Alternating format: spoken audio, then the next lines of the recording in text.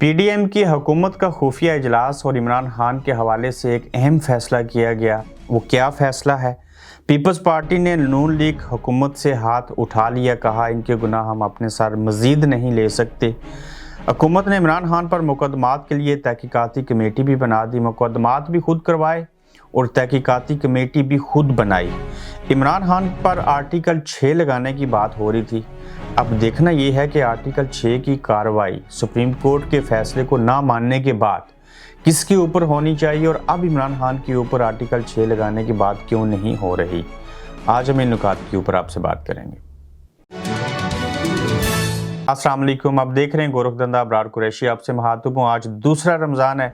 امید کرتا ہوں آپ کا رمضان اچھے سے گزر رہا ہوگا، اور پڑوسیوں کا، غریبوں کا، ضرورت مندوں کا، اور خاص کر جو سفید پوش لوگ ہیں ان کی تعریف تو آپ جانتے ہیں، جو سفید پوش ہیں ان کا بھی آپ خیال رکھ رہے ہوں گے۔ پاکستان دنیا کا ایک ایسا ملک، وہاں کا مسلمان ایک ایسا مسلمان ہے جو سب سے زیادہ خیرات دیتا ہے، جو دوسروں کا خیال رکھتا ہے۔ یہی وجہ ہے کہ یہ ملک، یہ عوام، یہ سارا نظام آج تک جیسا کیسا بھی ہے قائم اور دائم ہے۔ پی ڈی ایم کی حکومت نے ایک خفیہ اجلاس کیا۔ اس کو خفیہ اس لیے کہوں گا کہ کچھ ایسے اجلاس ہوتے ہیں جن کو پبلکلی ڈسکس نہیں کیا جاتا، وہ میڈیا کی زینت نہیں بنتے۔ ایک صحافی اپنا سورس استعمال کرتے ہوئے جب اس کے اوپر کام کرتا ہے تو وہ خفیہ چیز بھی عوام کے سامنے آ جاتی ہے، اور یہی جرنلزم کی، ایک صحافی کی خوبی ہوتی ہے۔ اجلاس کے اندر جس میں وزیر اعظم اور مریم نواز شریف صاحبہ، جبکہ مولانا فضل الرحمان جو تھے وہ بھی شامل حال تھے، اس اجلاس کے اندر عمران خان کے حوالے سے ایک فیصلہ کیا گیا۔ وہ فیصلہ یہ کیا گیا کہ ہم ایک تو معذرت خواہ رہیں گے الیکشن سے، اس کی وجہ کہ عمران خان جیت جائے گا۔ جب تک عوام کا رخ نہیں بدلتا، جب تک حالات سازگار نہیں ہو جاتے ہمارے حق میں، اس وقت تک ہمیں جیسا کیسا ہو، آئین کی خلاف ورزی بھی کر کے، عدالتوں کے فیصلوں سے انکاری ہو کے، آؤٹ آف دی وے جا کے بھی ہمیں اس کے اوپر سٹینڈ لینا پڑے گا اور انتخابات سے دور رہنا پڑے گا۔ اب اس کے لیے انہوں نے کہا کہ جو عمران خان ہے، اگر اس وقت انتخابات ہو گئے تو ایسی صورتحال میں تو وہ جیت جائیں گے۔ تمام سروے جو ہیں نیشنل اور انٹرنیشنل، اندرونی بیرونی، سوشل میڈیا کے، وہ یہی کہتے ہیں کہ عمران خان کامیاب ہو جائے گا۔ تو وہ کامیابی ہونے کی صورت میں ڈر یہ ہے، ایک بڑا لفظ، بڑی سوچ اس میں رکھی گئی کہ عمران خان اگر جیت گیا تو یہ ہمیں ظاہر انتقام لے گا، جیلوں میں پھر سے ڈال دے گا، ہم بہت پیچھے چلے جائیں گے، اور ہمارا ماضی جو تھا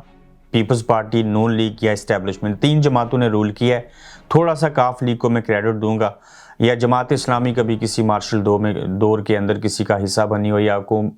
نون لیگ کے اتحادی بنے ہوں، اس سے زیادہ، یا مولانا فضل الرحمان کی پارٹی، وہ بھی صوبائی حد تک، باقی کسی نے اقتدار نہیں دیکھا۔ عمران خان صاحب نے بھی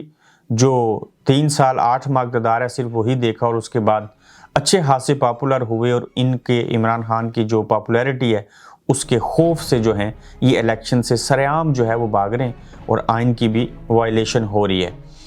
کسی بھی شخص کو، چاہے وہ عمران خان ہوں یا باقی لوگ ہوں، اتنا بھی طاقتور نہیں ہو جانا چاہیے کہ سامنے والا پہلوان آپ کی شکل اور صورت دیکھ کے آپ کے سامنے کھڑا بھی نہ ہو سکے، اور اس کے لیے وہ بہانہ کرے میں بیمار ہوں، فلاں چیز ہے، ایسے ہے، ویسے ہے۔ مثال کے طور کے اوپر عمران خان اتنے سٹرونگ ہو گئے کہ آخر الیکشن کمیشن نے اپنا ملبہ جو تھا وہ حکومت پہ ڈالا، حکومت نے اپنا ملبہ جو تھا وہ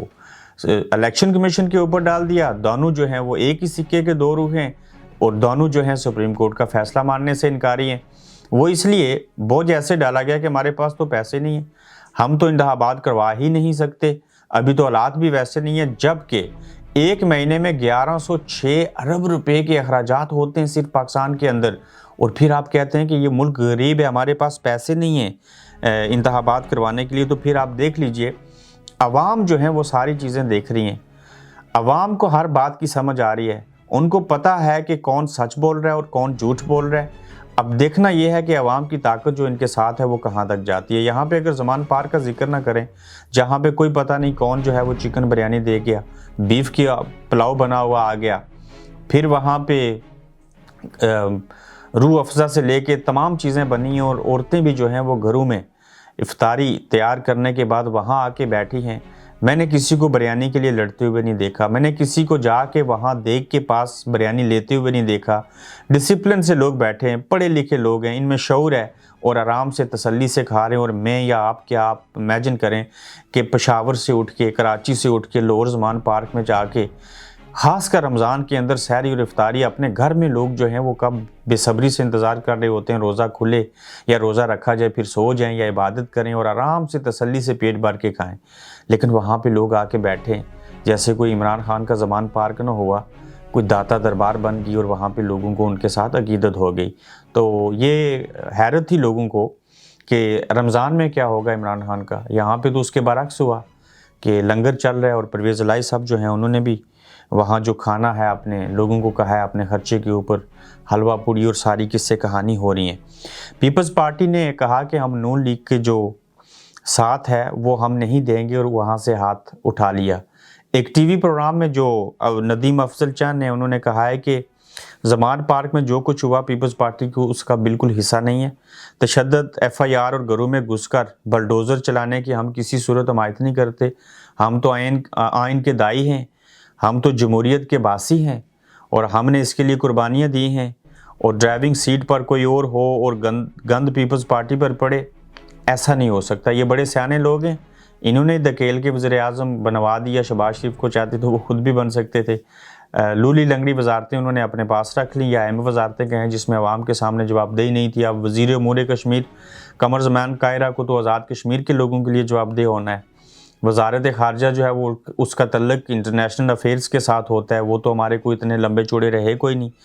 تو یہ کہیں پہ جواب دہ نہیں ہے، لیکن بوجھ جو ہے جو کچھ ہو رہا ہے اس کا بوجھ نون لیگ کے اوپر پڑ رہا ہے۔ حکومت کہتی ہے کہ ہم نے تحقیقاتی کمیٹی بنا دی ہے، جے آئی ٹی بنائی ہے، اور جو عمران خان کے اوپر ایف آئی آر اور ساری چیزیں ہوئی ہیں ان کی تحقیق کرے گی۔ رانا ثناء اللہ صاحب نے آج پریس کانفرنس کی، اور اس پریس کانفرنس کے دوران یہ کہا کہ ایک جتھے کو لے کے آئے تھے عمران خان، وہ بالکل بھارت کی ایک فلم ہے، ان دنوں بڑا کلپ چل رہا ہے، اور اس جیسا ماحول تھا۔ میں حیران ہو گیا اس کلپ کو دیکھنے کے بعد، کچھ 6 منٹ کا، اور اس میں سے جو 4 منٹ حرکتیں ہو رہی ہیں بالکل ویسا ہی تھا، اور پتہ چلتا تھا کہ یہ ایک مووی کی شوٹنگ ہو رہی ہے۔ وہ جتھے لے کے آئے تھے، انہوں نے پولیس کے اوپر حملہ کیا، انہوں نے جو پولیس افسران تھے ان کو زخمی کیا ہے۔ ہم تحقیقاتی کمیٹی بنا دی، ہم نے جے آئی ٹی، وہ تحقیق کرے گی، اس کا فیصلہ آئے گا۔ کبھی تو آج تک کسی تحقیقاتی کمیٹی نے کام کیا نہیں، اگر کیا تو اس کے لوگ مار دیے گئے یا ان کو خاموش کروا دیا گیا۔ اس کی حالیہ مثال ارشد شریف صاحب کا جو کینیا میں قتل ہوا تھا، اس کی جے آئی ٹی دیکھ لیجئے۔ پہلے بہت اچھی رپورٹ دی ایک افیسر نے، بڑے اچھے باپ کے بیٹے ہیں، اور بعد میں جب ان کے ساتھ احساس اداروں کے لوگ اور باقی لوگ ملے تو وہ جے آئی ٹی گئی بھاڑ میں، آج تک کچھ نہیں ہوا۔ لوگ بھول گئے ارشد شریف صاحب کو، ہاں کسی حد تک یاد رکھا ہے، لیکن یہ بھول گئے کہ کیا ہوا ہے۔ اچھا، 90 دن میں الیکشن نہ کروانا اور پلس آرٹیکل 6 کی کارروائی کا پہلے مطالبہ کیا جاتا تھا، تو اب حیرت یہ ہے کہ آرٹیکل 6 کہتے تھے عمران خان کے اوپر لگنا چاہیے، اب جو آرٹیکل 6 کی کارروائی عمران خان کے اوپر دیکھنا چاہتے تھے وہ لوگ خود سے خاموش ہو گئے۔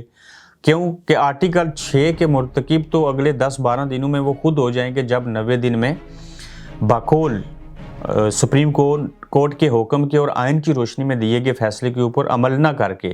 اب یہ لوگ اس لیے نہیں کہتے کہ عمران خان کے اوپر آرٹیکل 6 کی کارروائی ہو، چونکہ یہ آرٹیکل 6 کے اصل میں مرتکب جو ہیں وہ خود ہونے جا رہے ہیں، جس وجہ سے ان کو اب خاموش ہو گئے اس کے اوپر۔ 90 دن میں الیکشن نہ کروانا سیدھا آئین کی خلاف ورزی ہے، اور جو کوئی آئین کو نہیں مانتا اس پر آرٹیکل 6 لگنا چاہیے۔ اب سوال یہ ہے کہ وفاقی حکومت آئین کو توڑ کر کب تک بچے گی، اور کب ان کے اوپر آرٹیکل 6 کی کارروائی ہوگی، اور اگر عدالتیں سٹینڈ نہ لے سکی، وکلا باہر نہ نکلے، احتجاج نہ ہو سکا، یہ کھلواڑ ہو گیا آئین کے ساتھ، تو پھر آپ امیجن کیجئے کہ جب ملک کے اندر مارشل لاء بھی لگتا ہے تو ایک چیز کی وائلیشن کر کے آئین کو توڑ کے اس میں وہ آ جاتے ہیں، الگ بات ہے بعد میں چلے بھی جاتے ہیں، اور پھر جب مارشل لاء بھی لگ جائے تو یہی جو عوام ہے اس کے اوپر لڈو کھاتے ہیں، یہی جو سیاستدان ہیں عوام کے نمائندے یہی اس مارشل لاء کا بھی حصہ بن جاتے ہیں۔ مگر جمہوری دور کے اندر آئین کو توڑ دیا جائے، کوئی ڈکٹیٹرشپ بھی نہ ہو سرعام سامنے، مارشل لاء بھی نہ ہو، تو پھر یہ بڑی حماقت ہے۔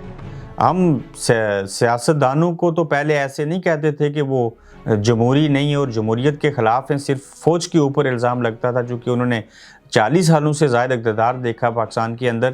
لیکن پہلی دفعہ پاکستان کی تاریخ میں جو سیاستدان ہیں وہ خود آئین کو توڑیں گے، آئین کی خلاف ورزی کریں گے، اور جو لوگ کہتے تھے مشرف صاحب کو پھانسی لگائیں اور ان کی لاش کو بھی چوک چوراہے میں لٹکا دیجئے، وہ تو مشرف صاحب اپنی موت طبی موت مر گئے، دنیا سے چلے گئے،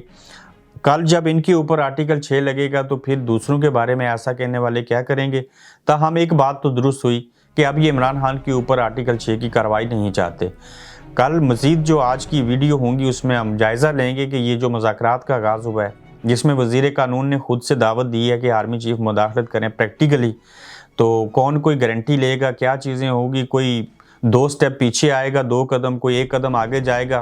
किस तरफ ये बात जाएगी, इसके ऊपर भी हम तफसीली अगले एपिसोड में बात करेंगे। अपना ख्याल रखिएगा, फिर मिलते हैं अगले एपिसोड में आपसे। अल्लाह हाफिज़। आप देख रहे हैं गोरखधंधा अब्रार कुरैशी के साथ।